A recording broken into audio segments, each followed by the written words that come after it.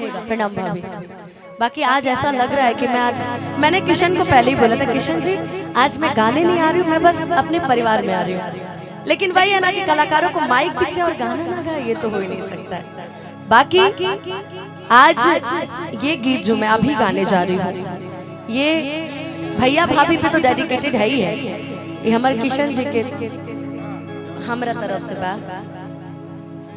अरे यार इतना अच्छा गाना सोचा है मैंने, ऐसे मत करो पगला, हंसे घर में बसा है भैया, ठीक ना।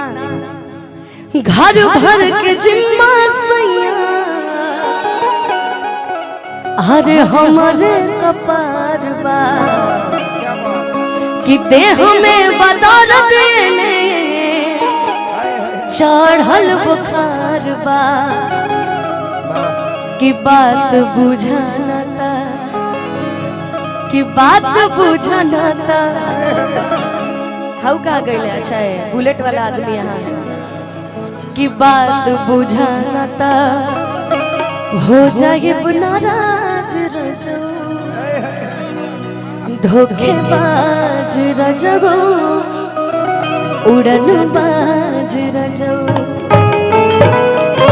फास्ट में लेवे के भैया, छाने छाने बदले, छाने छाने बदले, छाने छाने बदले, तहरो मिजाज रजऊ, धोखेबाज रजऊ, उड़नबाज रजऊ, धोखेबाज रजऊ, उड़नबाज रजऊ। बात बुझी ना, बात बुझी नाता, बात बुझी नाता, हो जाए नाराज रजऊ, धोखेबाज रजऊ, एक किसान रजऊ, धोखेबाज रजऊ, धोखेबाज रजऊ। दिल धड़काता सहू के प्यार में, सहू के प्यार में, सहू के प्यार में, सहू के प्यार में। मन मस्त भइल बा मस्ती में, दिल बैठल प्यार के कस्ती में, रहेला अखियाँ हरदम इंतजार में। दिल धड़काता, दिल धड़काता, काजल के प्यार में, काजल के प्यार में, भाभी के प्यार में, भाभी के प्यार में।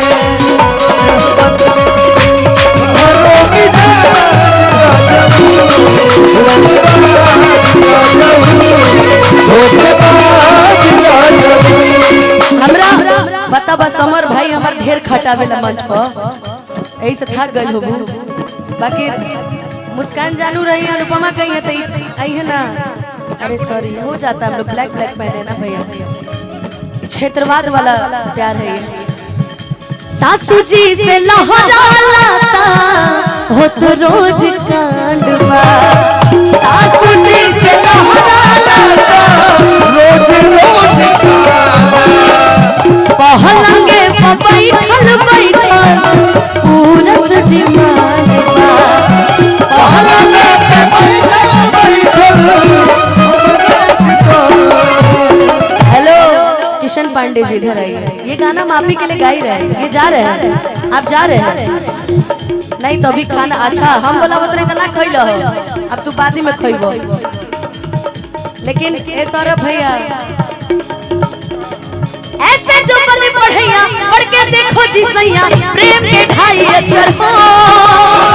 ऐसे जो बने पढ़ैया, पढ़ के देखो जी सैया, प्रेम के ढाई अक्षर हो। मेरा पिया घर आया ओ राम जी, मेरा पिया घर आया ओ राम जी, मेरा पिया घर आया ओ राम जी, मेरा पिया घर आया ओ राम जी। लेकिन उसी लाइन में कहना है, धोखेबाज वाली लाइन में सौरभ भैया, के हुआ वत नहीं खे, के हुआ वत नहीं खे, के हुआ वत नहीं खे, आदत से बाज न जाऊं। हेलो कम से कम बहुत बार बनारस गई होंगी, ये आदमी हर बार मेरे से मिलने नहीं आया। तुमसे शिकायत है ये, तुम हमें मिलते नहीं। काल से देख लिया, वायरल ना हो जाए तो कहीं। वैसे आप तो खुद ही वायरल हैं इतने। मुझे लगता है कि बनारस में किशन पांडे और सौरभ भैया की जोड़ी और आलोक भैया की ये जोड़ी सुपर हिट जोड़ी है बनारस में। मुझे नहीं लगता कि पूरा बनारस किशन जी बंद करवा सकते हैं, अगर चाह ले तो। वो पावर है, तो पावर अच्छी जगहों पे इस्तेमाल किया जाता है। इसीलिए इनको अपना मित्र बनाए हैं हम, पक्का वाला मित्र। अब मित्र को लोग गलत दे दे अगर नाम, तो ये उनकी गलती, उनकी मानसिकता है। हम दोस्त हैं और आजीवन दोस्त रहेंगे।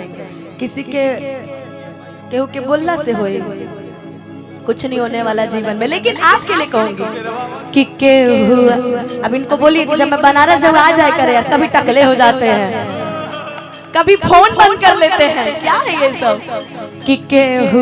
आज मैं सोची थी कि मैं माइक लेके बोलूंगी जरूर कि केहू आवत नहीं खे, केहू आवत नहीं खे, केहू आवत नहीं खे, आदत से बाज रजऊ, धोखेबाज रजऊ,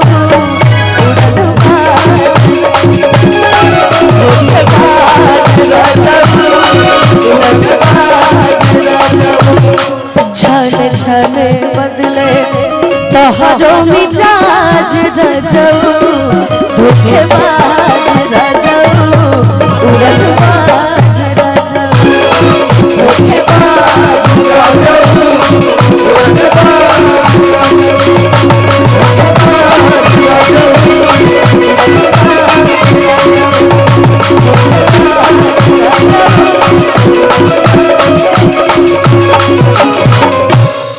अब हम आज सोचले ना रही का गाई, लेकिन हाँ एक लाइन जरूर कहें अपन भाई खातिर। अपन ये हमार भाई भी हवन, दोस्त भी हवन, कैसे कि हमने के साथे काम करी।